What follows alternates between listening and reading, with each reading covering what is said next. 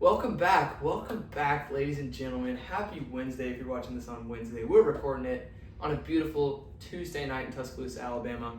Hope you all had a great Labor Day weekend. I personally have Labor Day in the top 5 of my power rankings for holidays, but that's just me.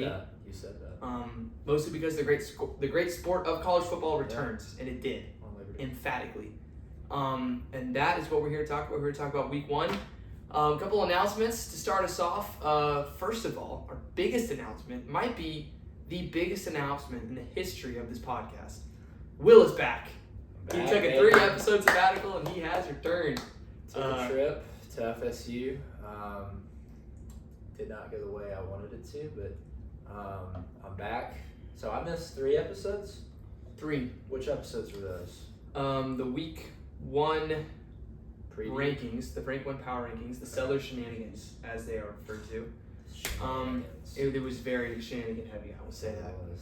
And then we had the Week 1 preview, and then the I Week guess 1 it was- instant reactions. Instant react. Okay. So, but we're all suited up. We're ready to go for our second edition of the Seller Shenanigans, along with some other stuff. We got a lot of stuff to talk about. So we're going to get right into it. First thing that we must discuss, first most important item on the docket, is our picks from last week.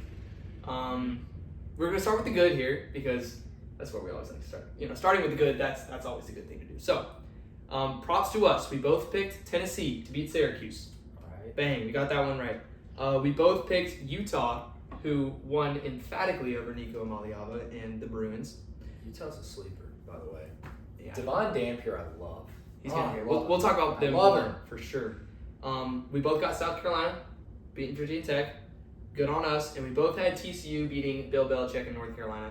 That was a crazy result too. Those are our Resounded. only win. Or Those are the only games that Ones we we both both got right. we both got. Okay. So other games. There was 2 games that we both got wrong. That was Texas beating Ohio State. Ohio State beat Texas, and we had Alabama winning against Florida State. Florida State obviously beat Alabama. Right. Now here come the ones that we differed on. First of all, Friday night. I had Auburn. Will had Baylor. Right. I got that one right. Will did not. I had Georgia Tech. Will had Colorado. I got that one right. Will did not. Right. Saturday night, I had LSU. Will had Clemson. Man. I got that one right. Will did not. Sunday night rather, I had Miami. Will had Notre Dame. Yep.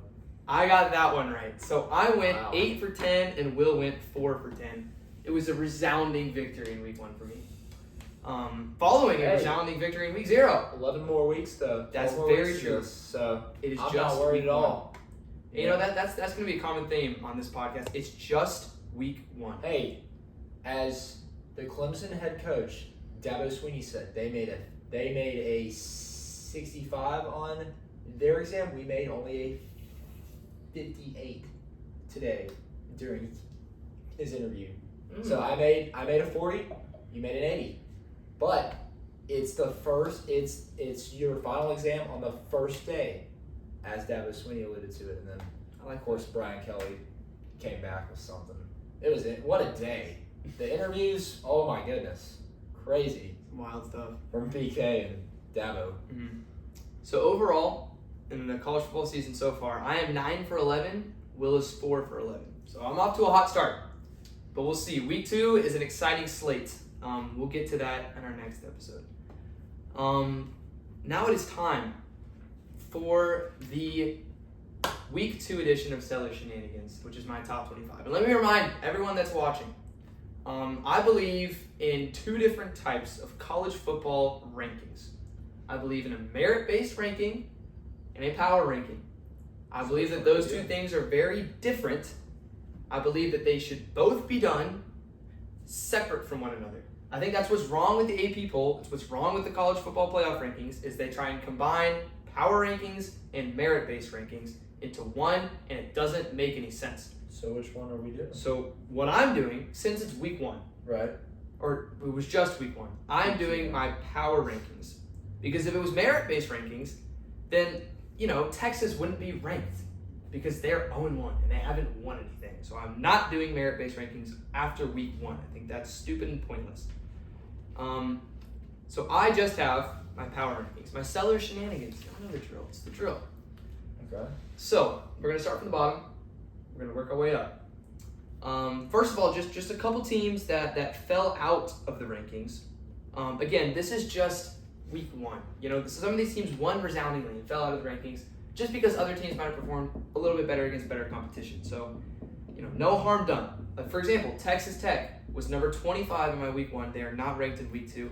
I'm not saying Texas Tech had a bad performance. Maybe another team just jumped them. Yeah, and you know what? That's what happens. No harm to our Texas Tech people out there. Same with SMU. Same with my darlings, Minnesota. Same with, I think that's pretty much it. Oh, same with Arizona State. I actually have a couple things to say about Arizona State. Wow. Yes, I was very disappointed in them. I think they didn't try and run the ball. It was weird. I don't know. I don't trust that team that I saw to do anything in the Big 12 after how well the Big 12 performed in week 1. We're starting with number 25. Number 25, I'm just going to say, just a quick PSA, you're going to hate 25 and 24. You should try to hate these teams. I kind of got a peek, so. Number 25 is a team that ESPN has, or not ESPN, but the AP poll has ranked at number 14 in the country. Yeah. Which is crazy to me, but I have Florida State at number 25 in my rankings, which some might say is way too low, and some might say, why the heck do you have them ranked? For example, They deserve to be ranked, I think. I think so too. That's why I have them at 25. Ranked. But again, this is not merit-based. If this was merit-based rankings, I would have Florida State in the top 5. Because who has a better win than Florida State? Not very many other teams. Yeah. So I've got Florida State at number 25. I thought they would be nowhere near the top 25 heading into this week, but what did we just watch? We watched a team that was spectacularly well coached, unbelievably prepared. Gus Malzahn was exactly what they needed. Shout out Mike Norvell for resurrecting his hot seat conversations and just dismissing them into the dust with spectacular coordinator hires.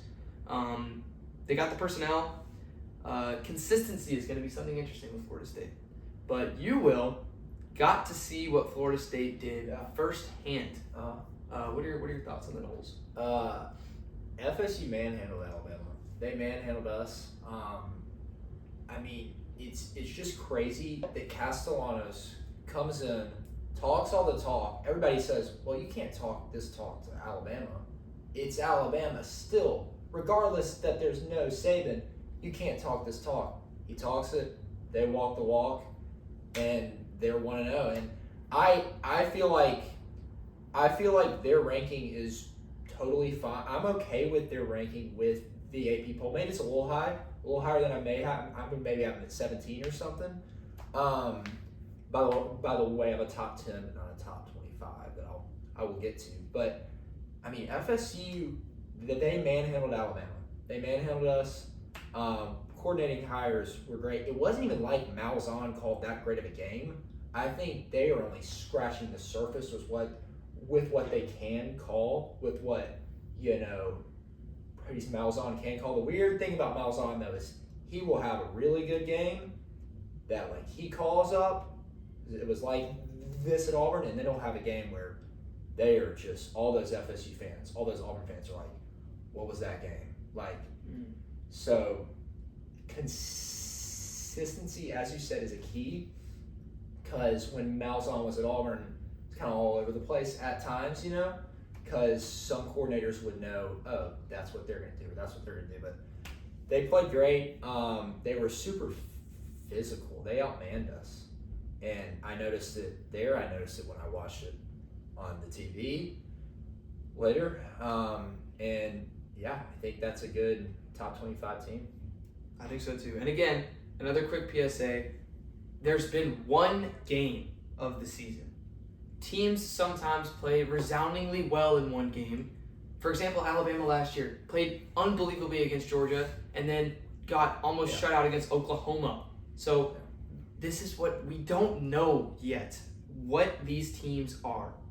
And FSU wanted that game more than any other game they will play the rest of the year. They went 2-10 last year. They wanted to wipe away everything from last year and make a brand new, she's beginning to this year. And they wanted that game versus number 8 Alabama, and they they got it, So I- credit I agree with that. has to be done. Big time program changing win for Florida State propels them to number 25. Fast paced episode. We got to get through the top 25 because there's a lot of juice, a lot of meat on the bone today. At number 24, I got the Auburn Tigers, a team that got a big win on Friday night against the Baylor Bears. A win that a lot of people thought that they might not be able to get, but they got it. I was impressed by the offensive line, by the defensive line, their ability to stop the run and run the ball, especially against an inferior opponent. I think that that's something that a lot of teams struggle to do, and Auburn did not struggle whatsoever. So shout out to the Tigers on that front. My one concern with Auburn, or I have many concerns with Auburn, but I think the two that I'll talk about actually, I've got two concerns. First of all, what they did on offense, of course, was run the ball. They ran the ball for over 300 yards with Jackson Arnold, with Damari Alston, with Jeremiah Cobb. It was impressive. But that was against Baylor. Right. When you play against these dominant SEC front sevens, are you gonna be able to do that?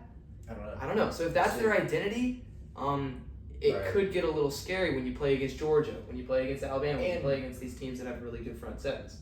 What I would have loved, well, if I was an Auburn fan, I would have loved if this was the case last year, if they had this offensive line last year with Jarquez Hunter, who was one of the most underrated running backs. I feel like underrated running backs because, in my opinion, they should have utilized him even more than they did because I feel like they passed the ball too much last year. They passed the ball too much in 2023. So to me, I would love it if, as an Auburn fan, I don't like it as an Alabama fan, but I would have loved if that was the case last year, if they had a super solid run game last year with Jarquez, but with Jeremiah Cobb, he's got a little bit of pop, and then Damari Alston's more of the, like powerful runner, but we don't know a ton about them yet, whereas Jarquez was more proven last year. It's going to be interesting. Can they run really good against the Texas A&Ms, the Oklahomas? So Yeah, it's a great point. I also don't know if this is a sustainable way to utilize Jackson Arnold. Is he going to be able to carry the ball 20 times a game and rush for 130 yards and not die on the field? you don't want to hurt. It's a long season. Although impressive from what I saw from Auburn. Now, just another quick PSA. The way these rankings work, I'm just looking at the teams and I'm saying which team I think would win on a neutral field. So, for example, I think Auburn would beat Florida State on a neutral field, but it's so close. That's why I have Auburn at 24 and Florida State at 25. And everyone from like 19 and down is just so tight. I thought about this for a really long time. Moving on though, Auburn Tigers, great win. Another team that got a great win, I got at 23, my second highest Big 12 team, the Utah Utes, who dominated UCLA on the road. That game wasn't even close. It was from the start, just dominated. Kyle Whittingham, it seems like is mad at the college football world for overlooking his team, for not talking about them that much, and that might be the way he likes it. Yeah, I think so.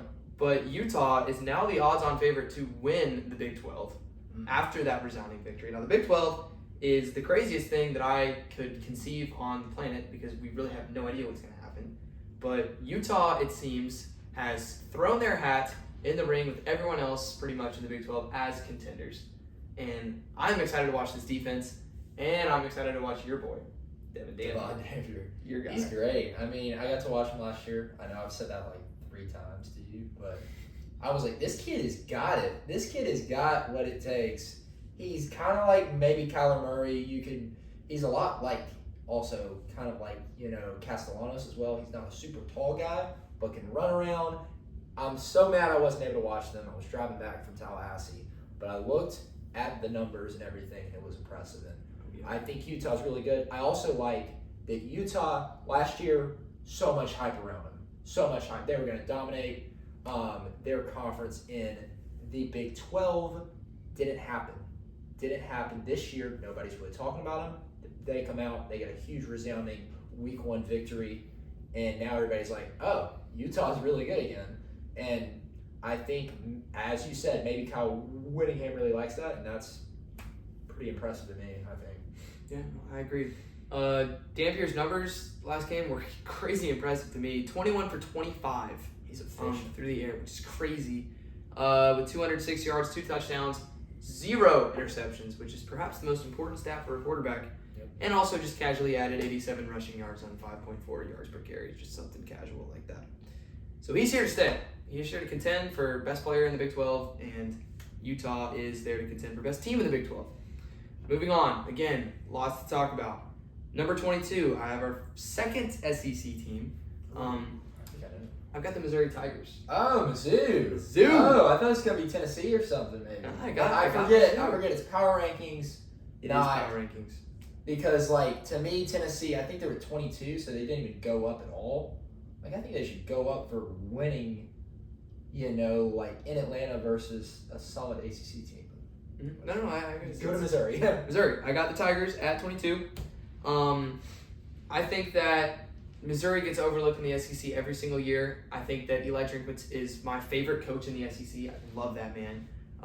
No filter whatsoever with Eli Drinkwitz, and I love it. He's got a great team. Bo Prabula good. Again, it's Central Arkansas. It's week 1. We all got to calm down. And this is just me looking at Missouri and having trust in him. Also, I think that Missouri is going to shoot up the SEC standings because they have an easy schedule. They have their first 6 games at home. So Missouri is, I think, going to start out really fast. I think they're going to start out really strong, and then they might teeter off towards the end of the year. But just be ready for people to start talking about Missouri because their schedule is easy, and everyone's going to be praising how Eli Drinkwitz is making something out of nothing, and then they're going to start playing tough competition and perhaps losing. But I like Missouri. They got a fascinating game against Kansas this week. Yeah. We'll see what happens Jalen there. Daniels and company. I will say, from what I checked, I was expecting they were going to lean a lot with the running game with Ahmad Hardy. Ahmad Hardy was kind of a non-factor when I checked in the game. I don't know if anything changed, but he didn't really do as much as I thought. It was really just Cheese Perbula who played great.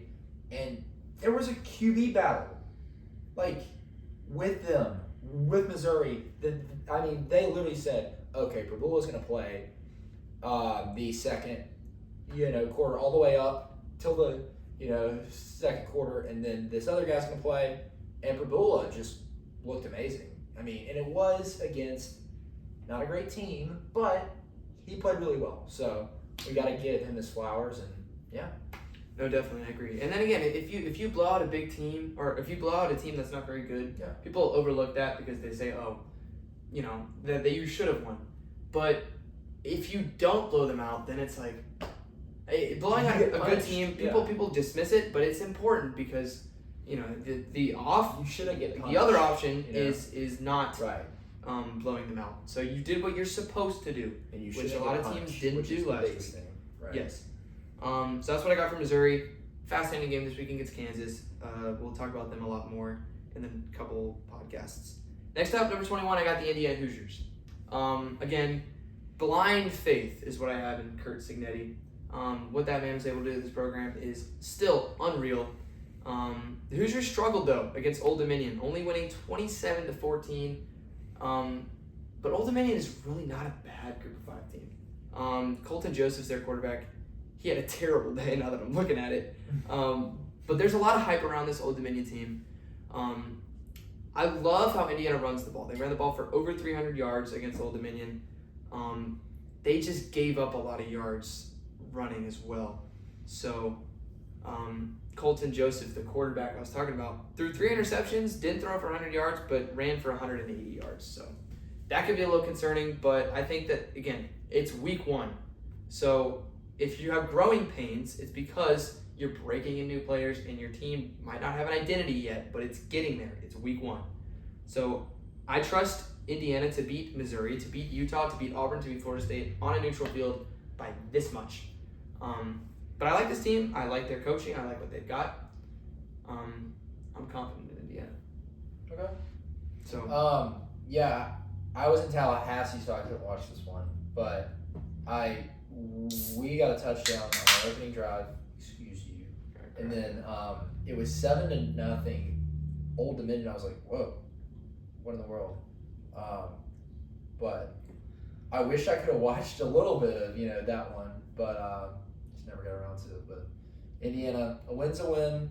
On to the next one because they got a couple big ones in in the very near future. They definitely do. So they'll be getting ready for that. Sure, we'll hear from Kurt Signetti soon about how he beats up on teams or something like that. He likes to talk. At number 20, I have maybe my second favorite team in all of college football. A team that I will be cheering for all year just because I loved watching them in week 0. I got Iowa State, number 20. I love my boy Rocco. My boy Rocco is very dear to me. I love my boy Carson Hansen. He's very dear to me. Abu Sama. Tell me you don't like saying the name Abu Sama. That name is so cool. So You trashed Abu Sama like he played ago. bad, but he You still has a trashed him. fun name to say. I don't know. I love Iowa State. Iowa State, I hope that they make the playoffs because I really love this team. They also dominated North Dakota. A lot of people were circling that game and saying they're going to struggle, they're going to struggle, they're going to struggle. And then they went out and dominated. Yeah. So now I think they won 55-3. And the spread was not that big. And a lot of people were saying, hey, they just got a big win. Watch out. One of the best teams in the A lot of FCS. people were Yep. circling that. And they killed North Dakota. I'm surprised they're not even a little higher on your list because you like Iowa State so much. Guess it's just going to tell us how good the next 19 are, baby. I just try not to let personal bias get in the way of these things. I am personally biased towards Canada Dry, Fruit Splash, Cherry Ginger Ale, Zero Sugar. This stuff I is think I've ever tried it. fabulous. You want to give it a little sip? No, it's okay. I got Dr. Pepper. Moving on. Number 19 is a team I also love. Has perhaps my favorite player in all of college football this year. And that's Georgia Tech, the Yellow Jackets. Oh, okay. I love Haynes King so much, man. Haynes King's awesome. I was yelling at the top of my lungs at Georgia Tech in the first 8 minutes of their game against Colorado. Told you, Colorado. They turned the ball over 3 times in the first 8 minutes, and none of it had to do with Colorado. I don't know if you were watching. Well, no, because everybody that I told, I like Colorado in this game. I feel like Colorado has a good shot. Everybody was like, "What?" Like it was like I actually killed somebody. Like they looked at me like I was crazy. It's because Haynes King is the saint of college football. That's why. And it was a very competitive, close game. It could have gone either way, and it just went in Georgia Tech's favor. So. I think it's impressive to me that Georgia Tech made those 3 atrocious mistakes in the first 8 minutes of the game and was leading at halftime. That's crazy to me. Yeah. To me, that speaks of Colorado's continuous inconsistency at offensive line, which we're not talking about Colorado right now. We're talking about Georgia Tech, but that's a thing. I think Georgia Tech has an identity. I think this is a huge win to start the year, going on the road and overcoming adversity the way they did. They got a huge one in 2 weeks against Clemson at home. That's going to be awesome. Which I'm so mad about because Alabama plays Wisconsin. That is literally the game I'm most excited about. Not Florida LSU, not Notre Dame versus A&M. Dude, week 3 is not hilarious. Georgia versus Tennessee, not Pitt versus West Virginia backyard brawl. Tell them, Will. What is it? Georgia Tech, Clemson, and they decided to put it at 11 o'clock. Ridiculous. I want Kirk and Chris on that game. They won't. They deserve to be on that Kirk game. and Chris will be on Florida. Put me and Will on that game. Florida's gonna maybe win versus USF this weekend. I don't know. Byron Brown's really good. No, maybe. That's why I said That maybe. dude's a tank. That's why I said maybe. We're gonna play him next year. I do love Georgia Tech. They've got a couple huge games on their schedule this year. I hope that they can win some of those. That's why I got them at number 19. Moving on, at number 18, I've got a team that we already talked about for a brief moment, the Tennessee Volunteers. Okay. What's most impressive to me about Tennessee and what gets most overlooked, in my opinion, is their ability to run the football every single year like it's clockwork. I think that they have like 2,500 rushing yards as a team like every single year. Josh Heupel is one of the most impressive coaches that I've ever seen coach college football. He's incredible. He got Joey Aguilar in the spring and took Joey Aguilar and was like, all right, well, I guess I'll just win with him. I guess I'll just drop 45 points with this random quarterback from Appalachian State. Not that Joey Aguilar played bad. He was fine. He made like one really good throw and he was like, oh! He was very inconsistent though. I don't know. I don't love Joey Aguilar. I love Josh Heupel, man. That dude's a 45 though. I was not expecting that much points. I thought Joey Aguilar was going to be even inconsistent than he was. I mean, he wasn't perfect. I didn't get to watch much of this one either, but from what I watched, he was not amazing, And they scored 45. I was surprised they gave up as many as they did versus Syracuse, because I really like their secondary. I thought, as much as I love Angeli, as much as you love Angeli, He's good, man. you love Angeli. I didn't think he was going to be able to pass on their secondary, and I'm surprised. But then I got a couple guys, Jonte Cook, and some others. About Syracuse, first of all, Tennessee also stopped the run really, really well. Their front seven dominated. They did. But their secondary, as elite as it is very banged up right now. Oh, is it Jermon really? McCoy did not play. Yeah, I didn't watch much. And also Ricky Gibson got injured. Oh gosh. So they rotated in 21 players in secondary. So hopefully they can get healthy. If they don't get those guys back by Georgia, that's going to be rough. But yeah, just be Carter, really. we'll see. I just trust Josh Heupel as much as I trust any coach in college football. I think Tennessee is a great team just because. I don't know how he does it, Will. I don't get Josh Heupel. He's a mastermind. He is turning that program around. He like reached down into like the Netherlands and dragged them out of a burning orange fire and created it like a beautiful sunset. It was almost like they were in a rundown old McDonald's, and he was like, "Hey, we're gonna make you a Chick-fil-A. We're gonna make you a Ruth's Chris, by the way, great steaks. Ruth's Chris. Never been there. You ever been to Ruth's Chris? Oh, we're going.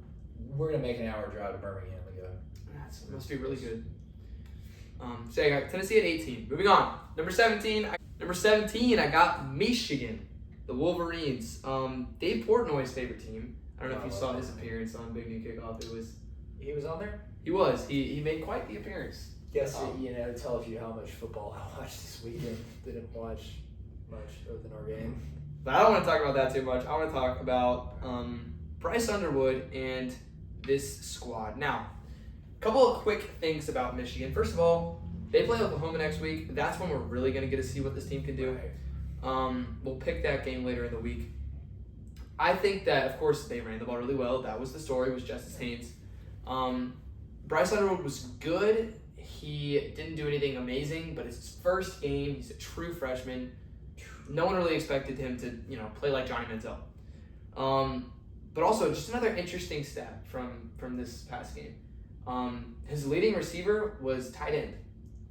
Michigan's receivers are thin. Terrible. So that's going to be an interesting storyline to watch all year. If someone emerges, if it's a struggle, especially for a young quarterback. It's bad, dude. I don't think one will, but I hope so. So I want Bryce Underwood to translate. By the way, did you see Bryce Underwood lay out that block on that corner? See it. There was a play. They ran like a Justice Haynes outside zone run. Okay. And it was like an outside sweep, and he just comes up, puts his shoulder into a guy, and just decks him. You love to see that. Sherrod Moore was like, "That guy's a psychopath. Like, I don't know why he's blocking, or I don't know what exactly he said, but he was like, but it was pretty cool to see." I bet it was. Bryce Underwood's huge. He's a big boy. We'll talk about a lot more Michigan leading up to the Oklahoma game. Perhaps the biggest game this week. Moving on, number 16. This might ruffle some feathers. This is a team who I think, and I sort of alluded to this in some of our off-season episodes, a team that I'm not as high on as everybody else. A team that I think has a very high floor, but their ceiling is not there. I don't know why people think this team's a national title contender. I got Clemson at number 16. Every single team above Clemson that I have in this ranking, I expect those teams to beat Clemson on a neutral field. We've already seen this Clemson team. We saw them last year. They were inconsistent. They couldn't beat elite competition. They just weren't on that level, and they returned everybody, so it's the same team. You know what? And that could be scary for other teams that are similarly built as Clemson. Penn State could be. I'll talk about that later. But Clemson, I got Clemson at 16. Rough loss against LSU. It's interesting that they gave up 17 points and still lost at home. I think that if you were to tell Clemson, hey, you're going to give up 17 points, would you take it? Oh, yeah. Say yes. Yeah, and they would assume that they would have won, but they lost. Did you watch much of that game? I was driving, but it was on. Like, I was, driving, and then I was, kind of peaking. I mean, LSU's much improved. Clemson, as you said, around the same team, which, take that whatever way you want. They were a playoff team last year still, which is, like, awesome. I know, but they were a playoff team still. And it's like, I mean, so, but I agree. I mean, Klubnik was not great. Offensive line wasn't great. Running backs weren't. I'm worried about the running back core. They got like Adam Randall, and then they have a great true freshman, Gio Davidson. I think his name. I know his last name's Davidson. And I'm just worried about the running game because in that game, I feel like if they would have had a more effective running game, they could have maybe won that game. But give props to LSU. They shut it down. They played great.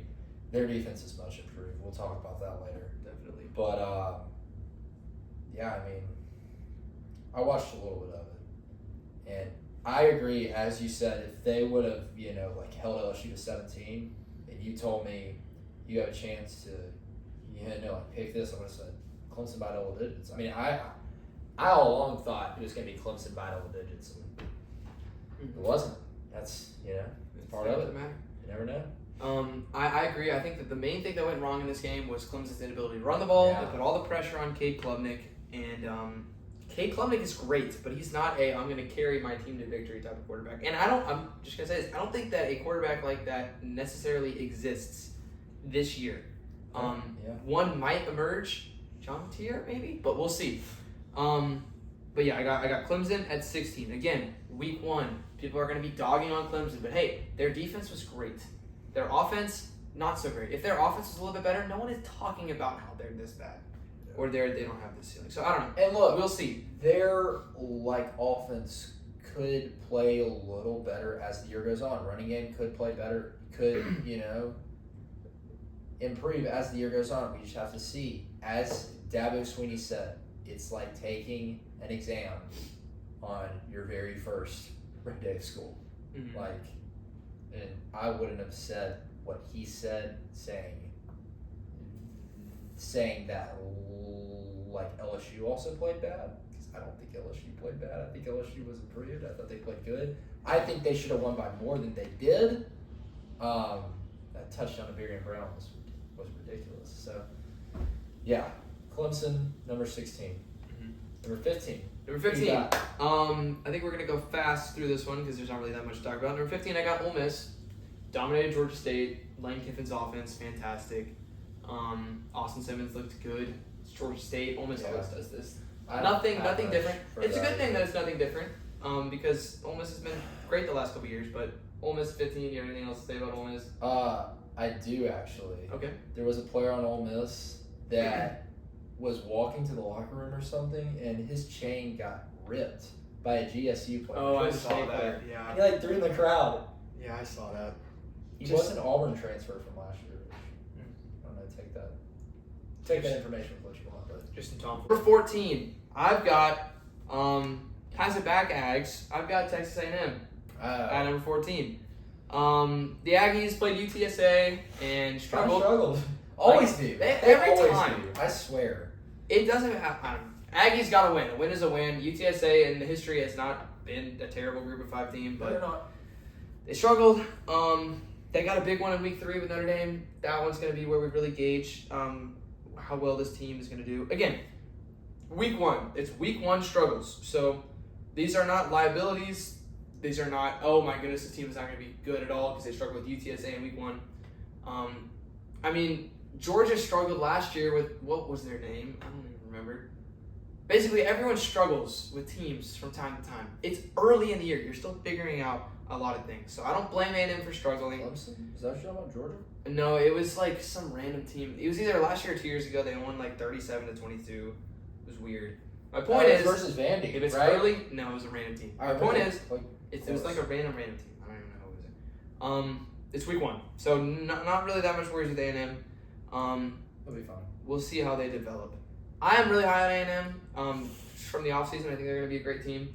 I'm worried about quarterback play most. Everything else, I'm pretty. See, I don't think quarterback play is going to matter as much because they're going to run the ball so well. Yeah, I mean, yeah, they are going to be able to run the ball, but in the games that you can't run the ball, yeah. See, I don't think there's going to be any games for A&M where they can't run the ball. There might be some, and I think that's when they'll lose. That's a terrible take. I think They have such a good offensive line. Every team's going to have a tough time running the ball. Everybody was saying Alabama's got the best offensive line in the country. I never said that. Well, a lot of people said it. A lot of people. I'm not saying you. I'm saying a lot of people looked at Alabama and said this offensive line is so big, they're going to be able to just crush every opponent. Okay, but I think A&M and Alabama are completely different offenses. Absolutely. So I think that's a very unfair comparison. Every team's going to run into some trouble, I think, with the run game. Right, but I think A&M has the best running offense in college football other than Navy. That's fair. So I got A&M at number 14. To be determined how well they're going to be. At number 13, I have South Carolina. A little hesitant to put them this high just because they struggled against Virginia Tech. I loved watching that game because I felt every time I saw Kyron Drones drop back, I felt like either he was going to like make a crazy magician-like play or he would just huck it up one-on-one to one of his receivers. And those hokey receivers are big and they made plays. So that was a fun game to watch. Another game I didn't watch a second of. I was on the leg, so. It was fun. I watched a good amount of it as I was working. It was a fun game.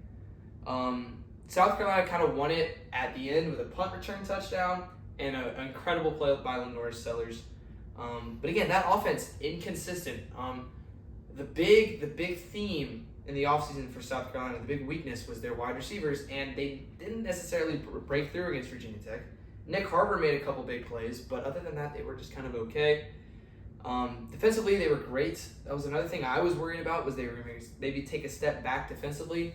But this was just vintage South Carolina from last year. Struggle, game in the mud, and then make a couple big plays at the end to win the game, low scoring. If you watched South Carolina last year, you shouldn't be that surprised in this result, in my opinion. Okay. Yeah, I've got USC, University of South Carolina. Number 13. At number 13. Okay. At number 12, I've got USC, University of Southern California. They're 1-0.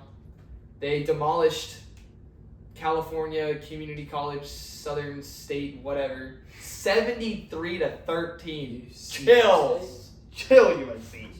Calm down. Calm yourselves. 73 points. There is no need for that atrocity. Just stop. That's ridiculous. It was Missouri State.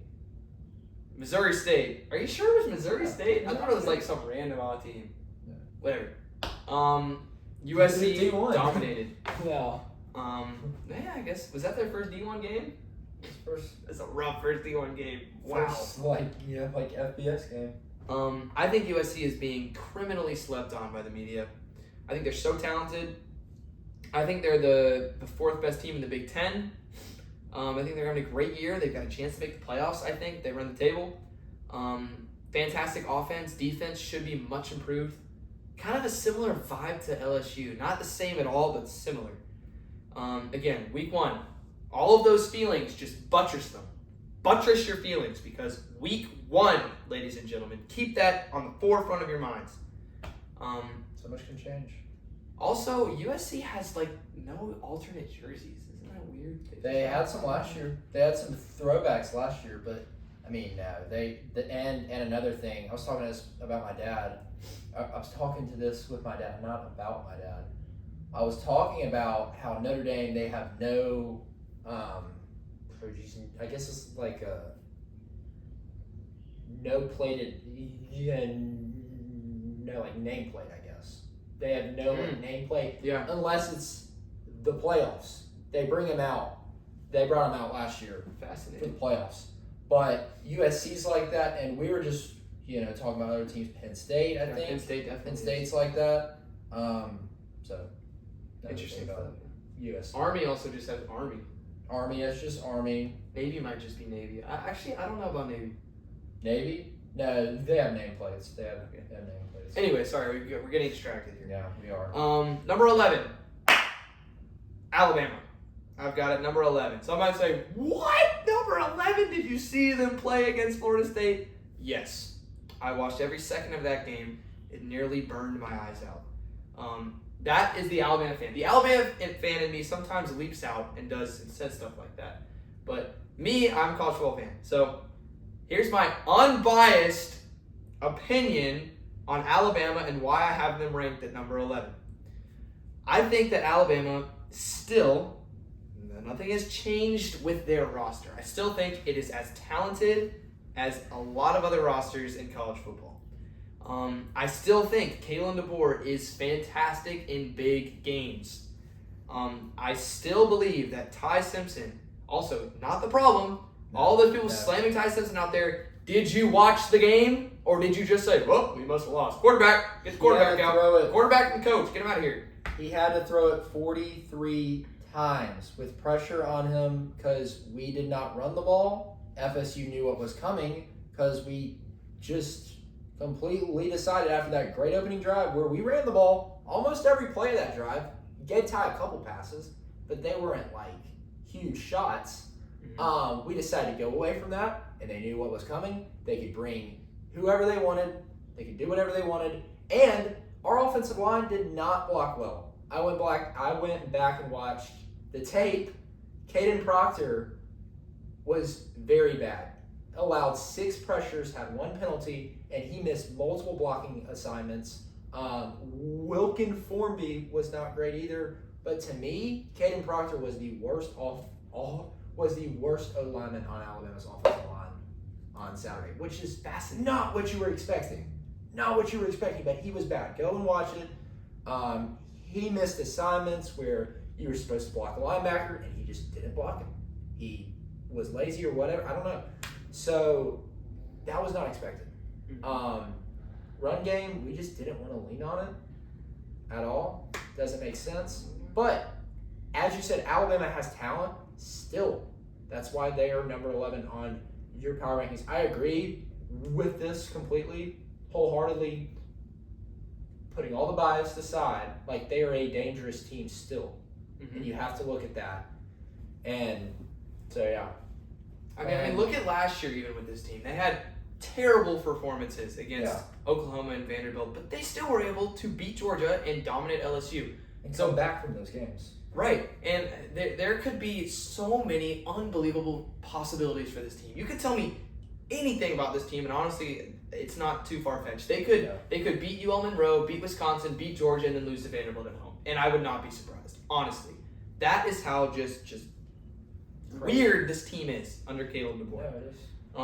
Ceiling, crazy high. Floor, crazy low, which was supposed to be fixed this year, but has not been. I could talk about Alabama for days. In fact, I feel like I have.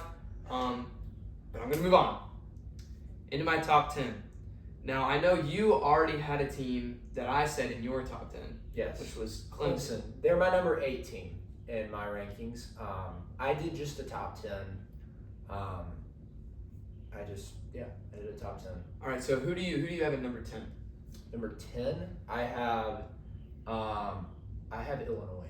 Illinois at number 10. Okay, I don't have them ranked At all? Nope. I have Illinois. I thought Illinois was good. They played versus Central Illinois. You expect them to win, but they put up some solid numbers. Luke Altmaier was good. I have them as a playoff team. I had them as a preseason playoff team. So, yeah. What is your number 10? My number 10 is Notre Dame. Okay. They're on my ranking, too. All right. They're number 9. Okay. So, perfect. Pretty much, yeah, right there. I think with Notre Dame, this is a theme throughout the sport of football, especially college football, in my opinion. The team that gives the most support to their quarterback succeeds most of the time. A lot of people like to just compare the quarterbacks. A lot of people say, oh, it's CJ Carr versus Carson Beck. Or it's Ty Simpson versus Thomas Castellanos. Or take your pick. But guess what? The quarterbacks are never on the field at the same time. So there's really not a fair comparison there. I loved the potential that I saw in CJ Carr against Miami. I just don't think they gave him enough support. Jeremiah Love only carried it 11 times. That was dangerously crazy low. To me. I don't understand that at all. I was like watching it and I was like, where's the run game? Like, I remember their like opening drive, I was like, they've only run it one time on this drive and they've had 5 plays. Like, are we just going to put all the pressure on Carr? And Carr was great from what, he showed with the pressure on him. I think he had one interception that was bobbled. Maybe It was. It was maybe a it was screen two? pass. Or was it just one? It was just one. It was a screen I don't pass. know. I was kind of in and out. I was driving, but that was a great game. And to me, if I'm a Notre Dame fan, I'm saying we are fine. We just have to run the ball. So many of these teams, there was multiple teams that I was just like, you have to develop a running game. Clemson tried to, wasn't effective. That's one of them. At least they tried, though. They- you know, They tried, and I just don't understand not trying with Jeremiah Love, who's he's like your best player. I'd say he's the best running back in college football coming into the year. I don't know if somebody else will take his place, but I mean, I know Notre Dame has great wide receivers, but you still got to lean on that running game. I agree with that. I think Jordan Faison was very impressive to me. He was. They also did a Sure. good job. He's shifty. He's hard to tackle. They did a great job sort of easing CJ Carr into this game. They did. The amount of screen passes Notre Dame threw was kind of crazy. That's smart. Yeah. But it worked. One of them was an interception, but most of them worked. Offensive line needs to improve, especially with pass blocking. Maybe Miami's defensive line is just that good. Miami, Could be the case. I think they just can dominate the line of scrimmage, Mhm. which is what some have heard from like practices, and it was shown. You had Notre Dame at number 9. Yes. My number 9 team is Oklahoma. Okay. Boomer Sooner, John Mateer balled out. He almost threw for 400 yards, 30 for 37.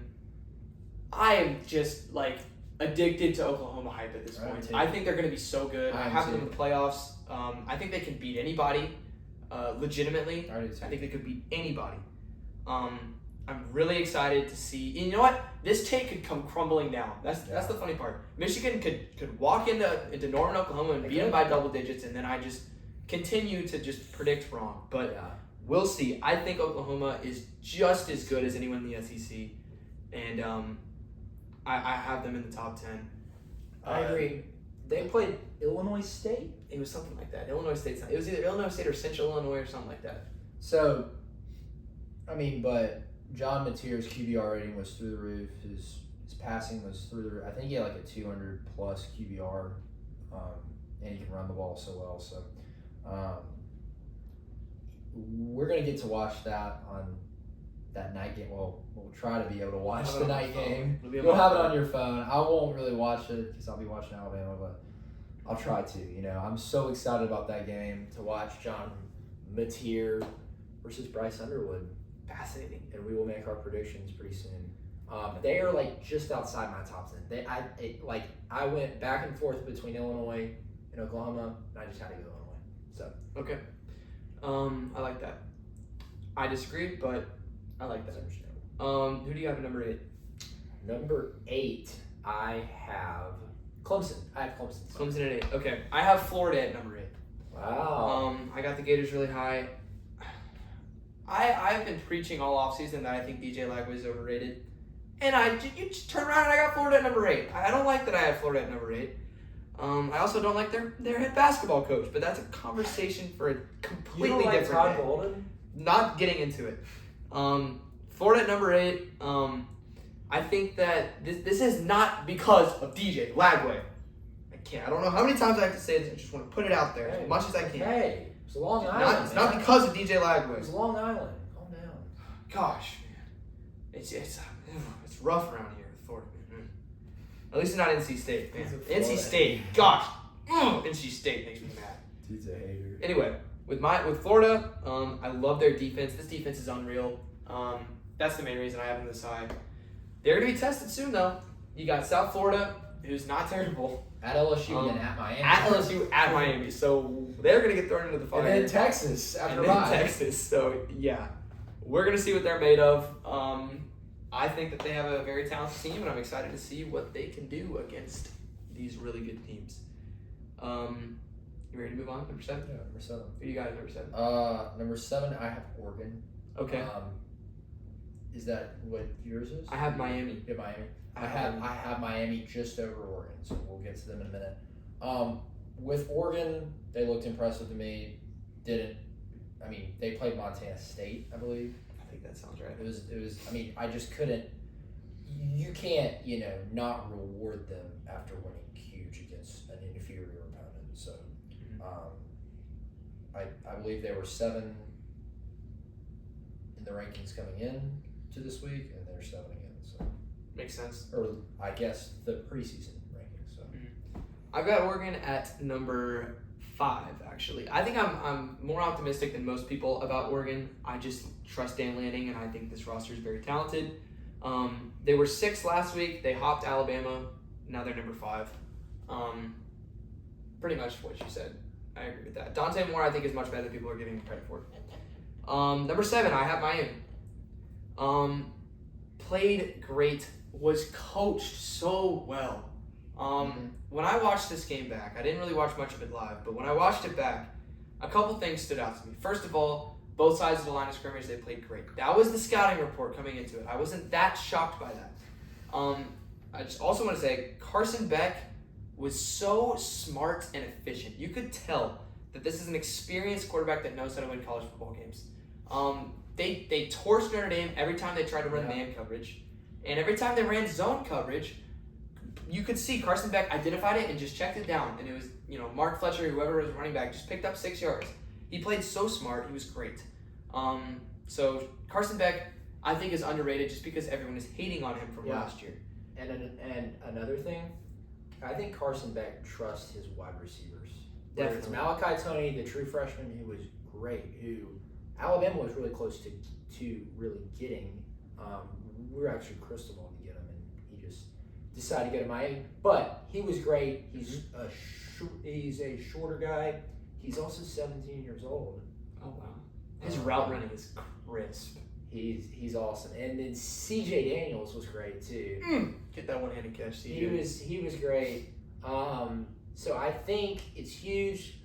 So last year Carson Beck didn't have the greatest wide receivers, but the year before he had great wide receivers. With Ladd and Brock Bowers is a hybrid, tight end wide receiver. You can play him anywhere on the field. But this year he trusts his guys. He knows they're not going to drop it every play. So yeah.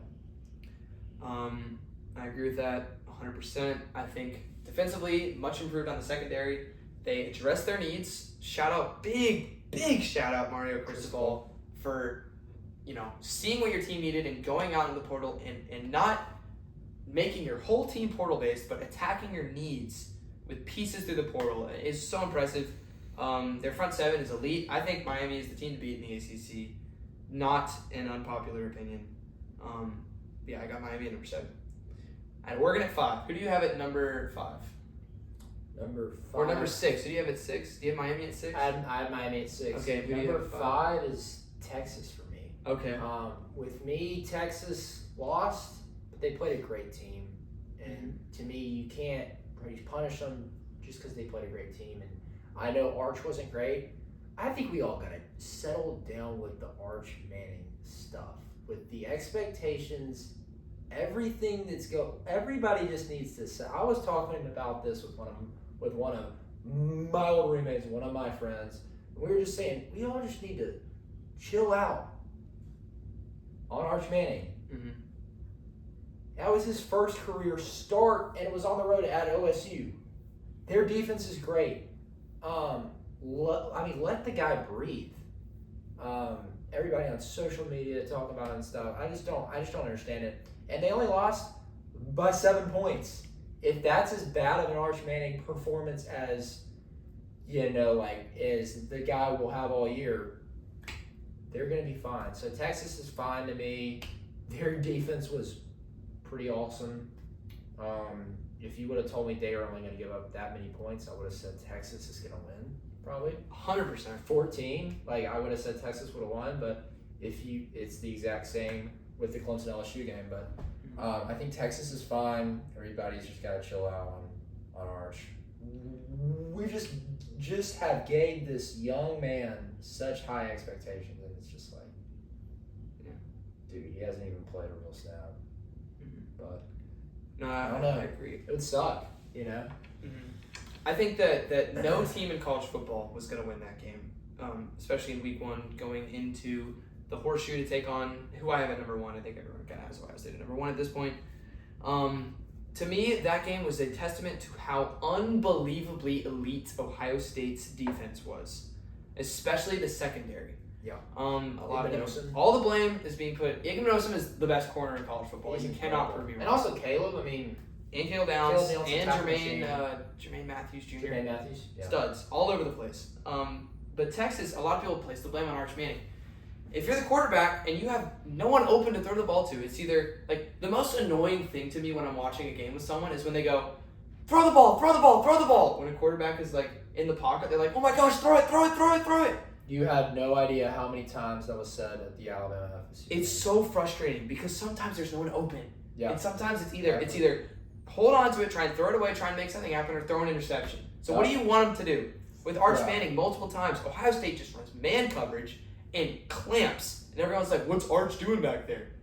What is he supposed to do? Yeah. There's nothing for him to do. So, obviously he could have played better. He missed some throws. That 3rd and 5 at the end of the game, the drag route, that was bad. But, Look, he's growing pains. Like you said, it's the same. first year starter. Same Week thing 1, with Ty buttress. Simpson. Same thing with Ty Simpson, though. Yes, Where, everyone like, I buttress. saw, like, multiple times, as you said, receivers didn't get open much in the Alabama game. I will tell you from the view I had, a lot of it you cannot look at on the TV because the TV view is so bad. Oh my I gosh, it hate makes it. me so We frustrated. I hate it. hate watching But ESPN games. it's hard to watch it. There was a lot of wide receivers other than Jeremy Bernard that did not get open in our game. In the Alabama game, in the Texas game, I didn't watch much of it, but I guess it was that Same case thing. too. Ohio State secondary was But, so like, good. These quarterbacks are going to be inaccurate, and that's just part of it when they're playing against secondaries that are either really good or wide receivers that are not getting open. That will happen. And also, Arch made, there was 2 throws in the 4th quarter that Arch made that were like the best throws I saw a quarterback make all weekend. Yeah. There was one to Parker Livingston, the touchdown. Dime. Yeah, Even dime. one to, I think it was to DeAndre Moore on the 4th down play on the goal Oh, line. yeah, I saw that. That I saw throw play. could not have been better. Again, that's ridiculous. Igbenogson just made like the greatest play of all time. And then the cover 2 throw to Jack Indries on their final drive, where Indries was going down the sideline.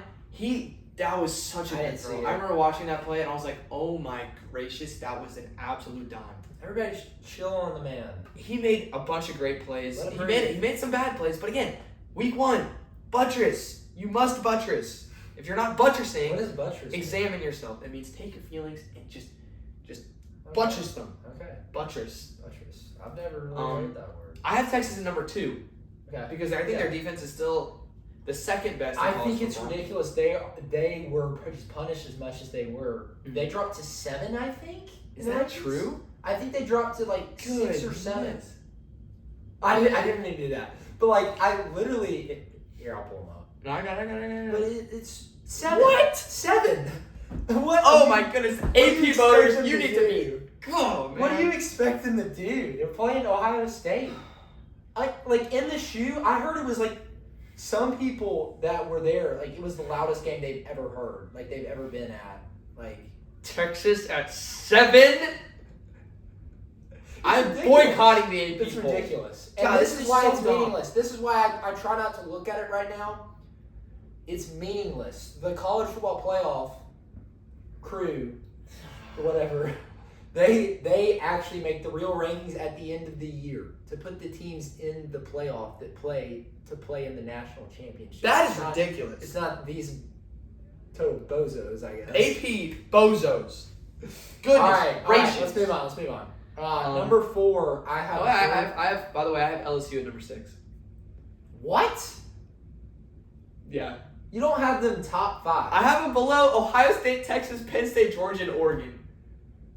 I think they're LSU better at than. 6. I think they put a better performance up than Oregon. Okay, but it's Even not versus merit Montana based. State. It's power rankings. If What I'm is taking, it then? if I'm looking at Oregon Power in a rankings. neutral field versus LSU in a neutral field, I'm taking Oregon. I'm taking LSU. Okay, I that's your disagree. power rankings. That's fair. I It's disagree. it's subjective. It's subjective. Okay, so let's go. Listen, I think LSU's great. I think they're number 6 in the country. That's fantastic. Yeah, that's fantastic. Their offense was a little weak.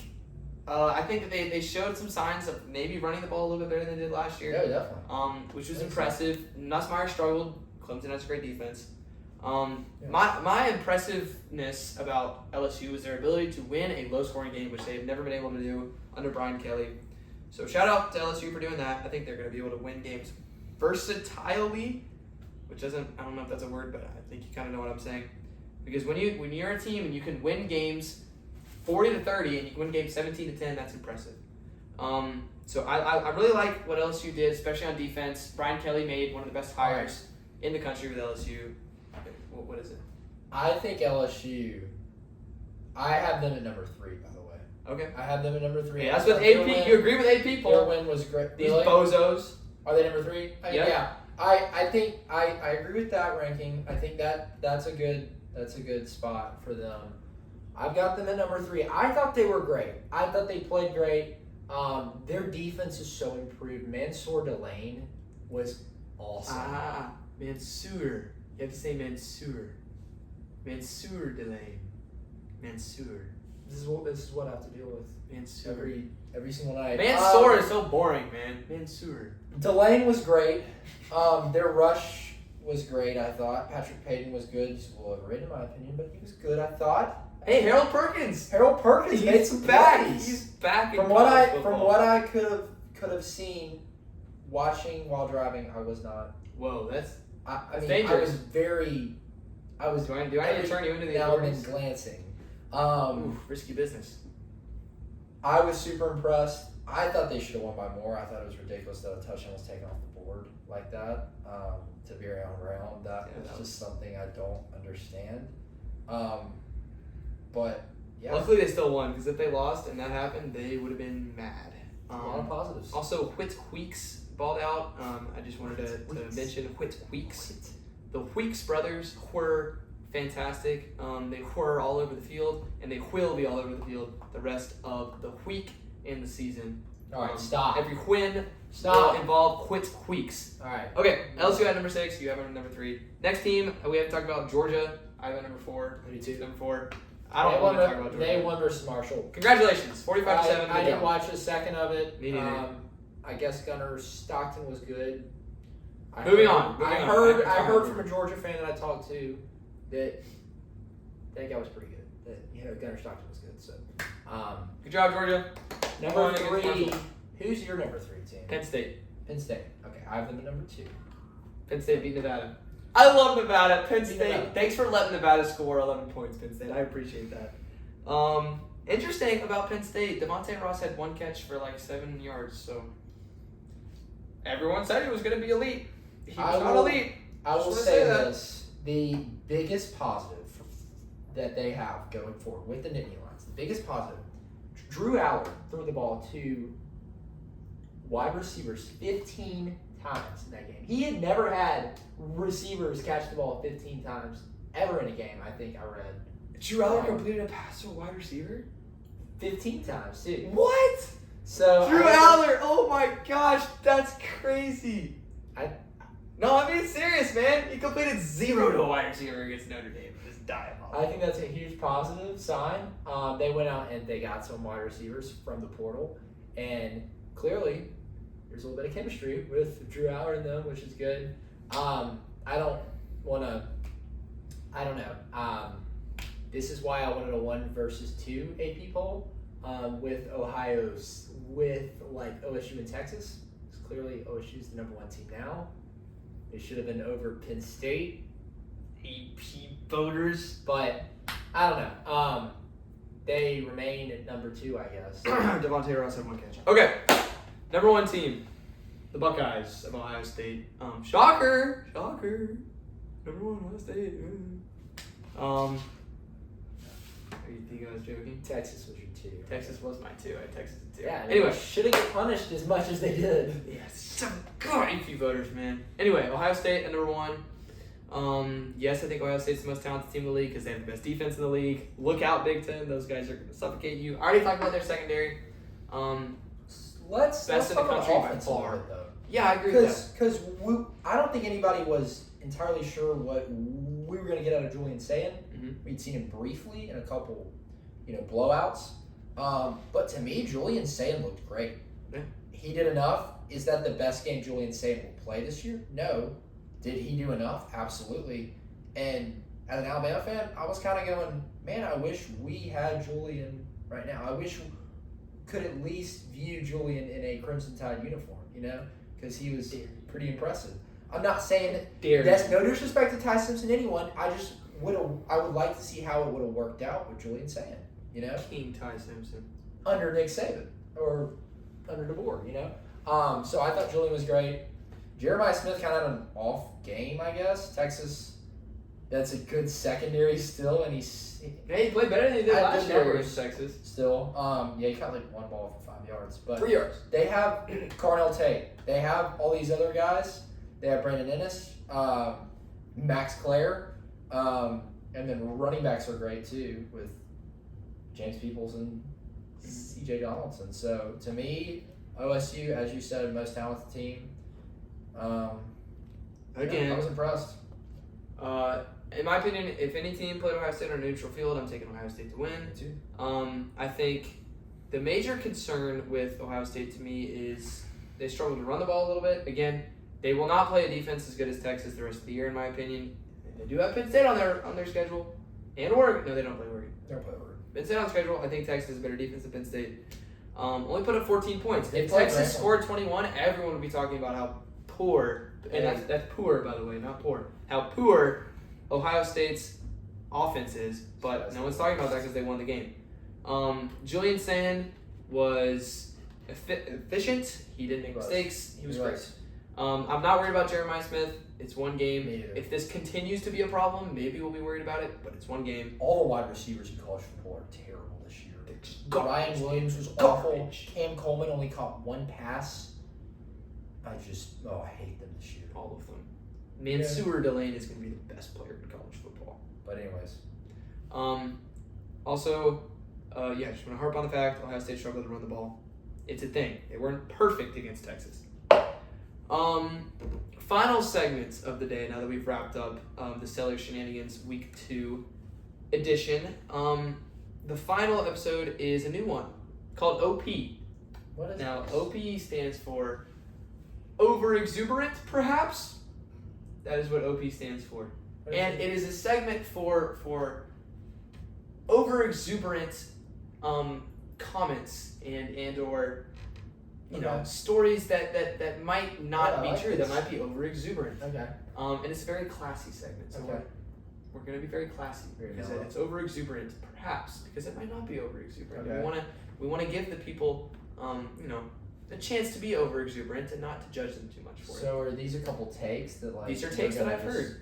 We're just gonna. Things that have been gathering a lot of steam in the college football world. I feel like I need to put on a blazer and a tie. And you might need to. I have to just. We might come back on with the next episode with some blazers and ties for over exuberant perhaps.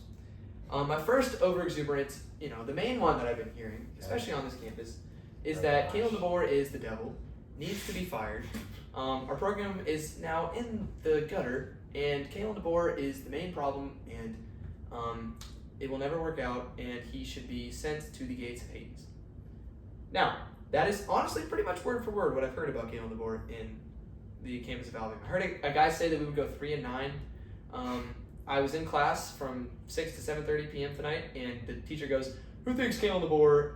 Does anyone think Kalen DeBoer is a good coach?" And every single person in the class went, "No." I said yes. No one heard me, but I said yes.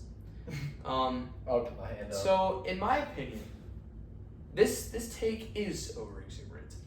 Kalen DeBoer has struggled. We all see that. It makes sense. The losses to 4 unranked opponents, terrible. Alabama has not played a game under the DeBoer regime where they had less penalties than their opponent. Ridiculous. Unacceptable. Should happen. But Kalen DeBoer has done some great things. Yes. He's brought in a fantastic recruiting class, and he's bringing in another fantastic recruiting class. He's beaten Georgia. He's beaten LSU. So I think that we are being a little And Auburn. exuberant. And Auburn. Honorable. It could be a lot worse. Also, Will, would you remind our kind ladies and gents how much the buyout is for Kalen DeBoer? It is $93 million, and if we wait till the end of the year, it will go down to a whopping $90 million. Yes. So perhaps we should not fire Kalen DeBoer. I agree with you 100% wholeheartedly. Thank you. I think that there's a lot of fans I was with on Saturday that were like, run the ball to DeBoer. We're not doing this thing the right way. We're not doing what Alabama football did back in 2012 the right way. We don't have any Lacey. We don't have any of those guys. We don't have Yeldon. We don't have Mr. TJ Coffee is no It's a- longer with It's us. a new era in Tuscaloosa. And so I think everybody needs to settle down. I think we have a lot of spoiled fans. 1,000% William. Sometimes I can get a little mad sometimes, and I just have to say, I've witnessed 6 national championships in my lifetime. Is that right? Maybe 7. And I'm like, come on, y'all.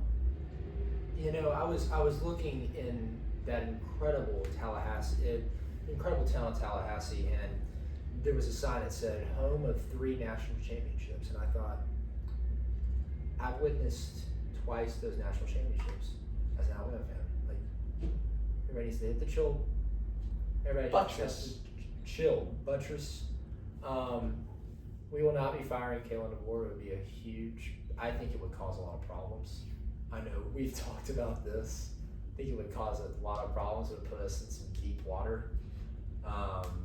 And what other guy would we go out and get? You know, You tell me, William. because we just had this a year and a half ago. We just had a coaching change a year and a half ago, and everybody's like, "Oh, go get Lane Kiffin." Lane Kiffin's not coming. Dan Lanning, he's not coming. I remember when everybody's like, "Oh, it's gonna be Dan Lanning. It's gonna be Dan." Oh, that's so I awesome. also thought it was gonna be Dan Lanning, but no, Hey, you so know who's undefeated I think against that's Dan Lanning? Kalen DeBoer. So everybody's gotta take a chill pill. Give it some time. Have some optimism. Everybody just have some optimism. So that's what Go I out, go outside. Find nature. Touch some grass. Look at a flower and think, you know what? Maybe I don't need to ridicule a man that I've never met before and bury him into the dirt of college football abyss. Maybe just realize that it's week 1. That there's still a chance Alabama makes the 11 playoffs. weeks. 11 weeks left. Please, if I hear another Alabama fan say that this is ridiculous and that Kalen DeBoer needs to be exiled, then I will lose the tone of the OP segment. And I don't want that to happen. Yeah, it's bad. Second, Okay. take that as I believe over exuberant. We don't need to harp on this one, but something that I've just continued to hear is that Arch Manning is an absolute bust. He will never amount to anything. He is destined to be the forgotten Manning, and that he will just rot in the Canadian Football League for eternity, Or the UFL. or the UFL. Or the XFL. To that guess I it's say- not merged. In the most respectful way possible, chill out, please. Over exuberant. Over exuberant. It's been Not cool. one singular Hey, game. hey. One singular Turn game. him down. So, over exuberant, would you say yes? Over exuberant. Over exuberant. That is all the over exuberance that I have. What? There's a lot. Honestly, every single take in college football after week 1 is over exuberant because it's week. Wait, I won. You have one. What is your over exuberant, perhaps? North Carolina and Bill Belichick are never going to win a game the rest of the year. I like that. They're not going to win a game. They're not going to do anything. They played an awful game versus TCU. Will, would you be so kind as to remind everyone what week it is? Week 1. Week 1. And who did North Carolina play against again? It was the Horned Frogs of TCU. And don't they have a really good quarterback that was slinging the rock last night? Josh Hover, I believe is his name. Hoover. Hover. You're the worst. Josh But, Hover. I mean, come on, y'all. Give Bill Belichick some time. Give the man. I mean, God. I mean, he's already got all y'all talking about this crazy age gap with like him and his girlfriend or whatever. We that don't is. speak of such things on the OP segment. But I mean, Those things are below us. I mean, he's already dealing with that. Like, give him some space. Give him some time to cook. So I think that's over exuberant. And I don't think they have a super tough schedule. We've kind of looked into that, and it's pretty favorable. I agree. Was it a great performance last night? No. Should we all chill? Yes. I agree. Chill. All right. I believe that's all the over exuberance that we will talk about. Of course, much over exuberance left to come this year. That's officially the end of the over exuberant section. So we don't have to be classy anymore, Oh, good. which I is hate that. fantastic news. We will be coming at you real fast, real scary. We're gonna be jumping at you with our week 2 predictions. Come hopefully Friday morning.